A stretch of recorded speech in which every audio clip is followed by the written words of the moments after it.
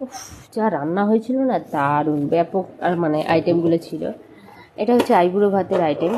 চিকেনটা প্রথমেই তোমাদের দেখিয়ে দিয়েছি, তারপরে পায়েসের মধ্যে মিষ্টি ডুবে আছে, আর এদিকে রয়েছে পাঁপড়, এদিকে রয়েছে আমের চাটনি। ও বাপরে, দই রয়েছে কিন্তু, ওটা ভুলে গেছিলাম। এদিকে রয়েছে আলু ভাজা, ঝুরি আলু ভাজা, এটা কাতলা মাছের কালিয়া।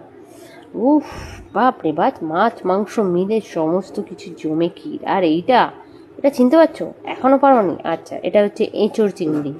আর এইটা হচ্ছে চিংড়ি মাছের মালাইকারি। মালাইটা আর পাইনি, ওই মালাই মানে ওই আর কি, একটা চিংড়ি মাছই পেয়েছি। তো যাই হোক, আর অল্প ভাত, এত কিছু দিয়ে আর বেশি ভাত খাওয়া যাবে? অল্প ভাতেই আমাদের সন্তুষ্ট।